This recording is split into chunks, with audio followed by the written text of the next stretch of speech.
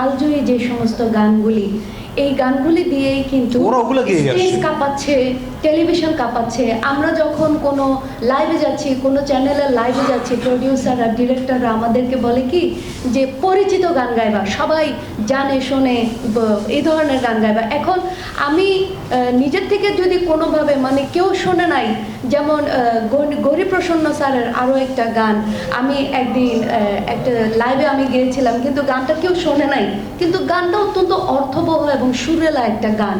আমি লাইভের মধ্যে একটা চ্যানেলের লাইভে আমি গাইতে চেয়েছিলাম, কিন্তু দেখা যাচ্ছে ডিরেক্টর স্যার আমাকে বলছে না না এই গানটা কেউ শুনে না, এই গানটা কেউ শুনবে না, তোমার ভালো লাগলে হবে নাকি, তোমার একজনের ভালো লাগা দিয়ে কি হয়, সবার ভালো লাগতে হবে, ম্যাক্সিমাম মাচ পিপল ক্যাচ করতে হবে, এ ধরনের গান লাগবে। তো স্বাভাবিক একটা চ্যানেলে যখন অনুষ্ঠান যায় ওই চ্যানেলটারও কিন্তু একটা বিষয় থাকে, মাচ পিপল ক্যাচ করতে হবে, ম্যাক্সিমাম মানুষ যাতে ওই চ্যানেলটা দেখে সে ধরনের গান গাইতে হবে।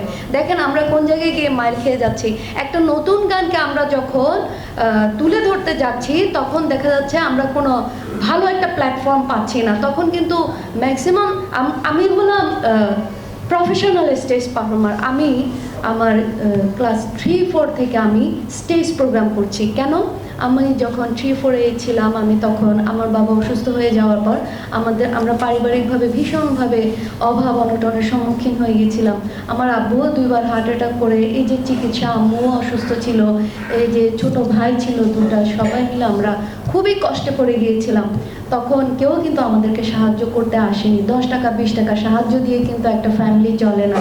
তারপর একজন, যখন আমার বাবা ছিলেন জনতা ব্যাংকের ম্যানেজার, যতদিন ওনার চাকরি ছিল উনি ভালো একটা স্ট্যাটাস মেনটেন করতেন, উনি সমাজের মধ্যে ভালো একটা পর্যায়ে ছিলেন। যখন ওনার চাকরিটা চলে গেল, যখন ভালোভাবে পরিবার চালাতে পারছে না, তখন কিন্তু সমাজে ওনাকে আর দেখা যাচ্ছে কেউ মূল্যায়নই করছে না।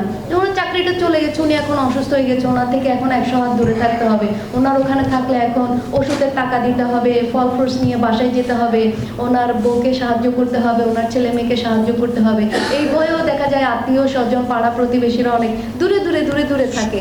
সেই বিষয়টা থেকে তখন ভাবলাম যে আব্বু আমি যখন ক্লাস 2-তে পড়তাম